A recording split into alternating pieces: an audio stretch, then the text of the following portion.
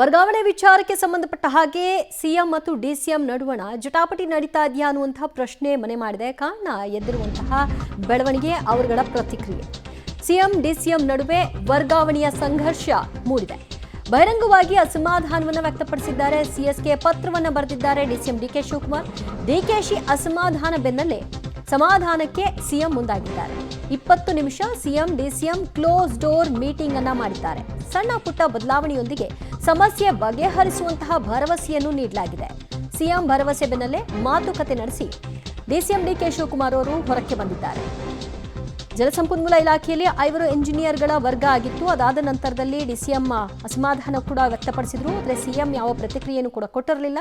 ಈಗ ಇಬ್ಬರು ಕೂಡ ಕ್ಲೋಸ್ ಡೋರ್ ಮೀಟಿಂಗ್ ಅನ್ನು ಮಾಡಿದ್ದಾರೆ. ಸತತ 20 ನಿಮಿಷಗಳ ಮಾತುಕತೆಯನ್ನು ನಡೆಸಿದ್ದಾರೆ.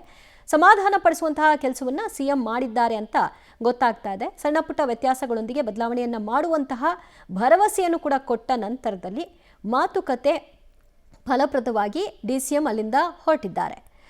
ಯಾವ ಅನುಮತಿ ಅಂದರೆ ನನ್ನ ಇಲಾಖೆಯಲ್ಲಿ ನೇಮಕಾತಿ ಆಗಬೇಕು ಅಂದರೆ ಇಲಾಖೆಯ ಅನುಮತಿಯನ್ನು ಪಡ್ಕೊಳ್ಬೇಕು ಅನ್ನೋದು ಡಿಸಿಎಂ ಅವರ ಮಾತಾಗಿತ್ತು. ಅದಾದ ನಂತರದಲ್ಲಿ ಈ ವಿಷಯಕ್ಕೆ ಮುಖ್ಯಮಂತ್ರಿಗಳನ್ನ ಕೇಳಿದಾಗ ಸಚಿವರನ್ನೇ ಕೇಳಿ ಅಂತ ಹೇಳಿ ಹೊರಟಿದ್ರು. ಅದಾದಮೇಲೆ ಕೆಲವರು ಇದನ್ನು ಸಮರ್ಥಿಸ್ಕೊಳ್ಳುವಂತಹ ಕೆಲಸವನ್ನು ಕೂಡ ಮಾಡಿದರು. ಈ ಮೂಲಕ ವರ್ಗಾವಣೆ ವಿಷಯವಾಗಿ ಇಬ್ಬರ ನಡುವೆ ಜಟಾಪಟಿ ನಡೀತಾ ಇದೆಯಾ ಅನ್ನುವಂತಹ ಅನುಮಾನವನ್ನು ಪ್ರಶ್ನೆಯನ್ನು ಮೂಡಿಸಿತ್ತು. ಮತ್ತಷ್ಟು ಮಾಹಿತಿ ಕೊಡ್ತಾರೆ ನಮ್ಮ ಪ್ರತಿನಿಧಿ ಸುಕೇಶ್. ಇಬ್ಬರ ಈಗ ನಡೆದಿರುವಂತಹ 20 ನಿಮಿಷಗಳ ಮೀಟಿಂಗ್ನಲ್ಲಿ ಏನು ಫೈನಲ್ ಡಿಸಿಷನ್ಗೆ ಬರಲಾಗಿದೆ? ಇಬ್ಬರಿಗೂ ಸಮಾಧಾನ ತಂದಿದೆಯಾ, ಸ್ಪೆಷಲಿ ಡಿಸಿಎಂಗೆ?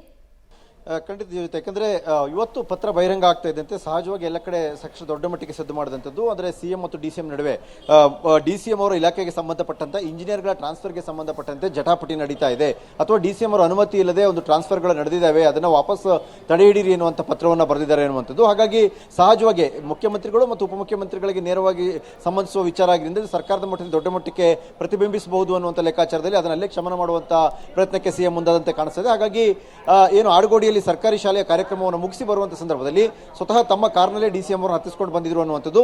ಅನಂತರ ತಮ್ಮ ಅಧಿಕೃತ ಸರ್ಕಾರಿ ನಿವಾಸ ಕಾವೇರಿಯಲ್ಲಿ ಸುಮಾರು 20 ನಿಮಿಷಗಳ ಕಾಲ ಇಬ್ಬರು ನಾಯಕರುಗಳು ಕ್ಲೋಸ್ ಡೋರ್ ಮೀಟಿಂಗ್ ಅನ್ನು ನಡೆಸ್ತಾರೆ. ಆಗಿರುವ ಸಮಸ್ಯೆ ಏನು, ಯಾಕಾಗಾಯಿತು, ಅದನ್ನು ಹೇಗೆ ಸರಿಪಡಿಸಬಹುದು ಅನ್ನುವಂಥ ವಿಚಾರದಲ್ಲಿ ಇಬ್ಬರು ಕೂಡ ಕೂತ್ಕೊಂಡು ಮುಕ್ತವಾಗಿ ಮಾತುಕತೆ ನಡೆಸಿದ್ದಾರೆ ಅನ್ನುವಂಥದ್ದು. ಹಾಗಾಗಿ ಒಂದೆರಡು ಸಣ್ಣ ಪುಟ್ಟ ಬದಲಾವಣೆಗಳೊಂದಿಗೆ ಅದನ್ನು ಸರಿಪಡಿಸೋಣ ಅನ್ನುವಂಥ ಭರವಸೆಯನ್ನು ಮುಖ್ಯಮಂತ್ರಿಗಳು ಕೊಟ್ಟಿದ್ದಾರೆ ಅನ್ನುವಂಥ ಮಾಹಿತಿ ಬರ್ತಾ ಇದೆ. ಆ ಒಂದು ಕಾರಣಕ್ಕಾಗಿ ಸುಮಾರು 20 ನಿಮಿಷಗಳ ಮಾತುಕತೆಯ ನಂತರದಲ್ಲಿ ಒಂದು ಹಂತದ ಸಮಾಧಾನದೊಂದಿಗೆ ಉಪಮುಖ್ಯಮಂತ್ರಿ ಡಿಕೆ ಶಿವಕುಮಾರ್ ಅವರು ಸಿಎಂ ನಿವಾಸದಿಂದ ಹೊರಗೆ ಬಂದಿದ್ದಾರೆ ಅನ್ನುವಂಥ ಮಾಹಿತಿ ಕೂಡ ಬರ್ತಾ ಇದೆ. ದಿವ್ಯಜ್ಯೋತಿ, ಥ್ಯಾಂಕ್ ಯು ಸುಕೇಶ್ ನಿಮ್ಮೆಲ್ಲ ಮಾಹಿತಿಗೆ. ಈ ಸರ್ಕಾರ ಬಂದಾಗಿಂದ ಅಸಮಾಧಾನಗಳು ಎದ್ದೇಳುತ್ತೆ. ಅಷ್ಟೇ ಕ್ವಿಕ್ ಆಗಿ ಅದನ್ನ ತಣ್ಣಗೆ ಮಾಡುವಂತಹ ಪ್ರಯತ್ನಗಳನ್ನು ಕೂಡ ಮಾಡಿ ಏನೂ ಆಗಿಲ್ಲ ಅನ್ನೋ ರೀತಿಯಲ್ಲಿ ನಾಯಕರುಗಳು ವರ್ತಿಸುವುದು ಕೂಡ ಕಾಣಿಸ್ತಾ ಇದೆ. ಇವತ್ತು ಕೂಡ ಅಂಥದ್ದೇ ಬೆಳವಣಿಗೆ ಆಗಿರೋ ಹಾಗೆ ಕಾಣಿಸ್ತಾ ಇದೆ. ಆರಂಭದಲ್ಲಿ ಜಲಸಂಪನ್ಮೂಲ ಇಲಾಖೆಗೆ 5 ಇಂಜಿನಿಯರ್ಗಳನ್ನ ವರ್ಗ ಮಾಡಿದ್ರು.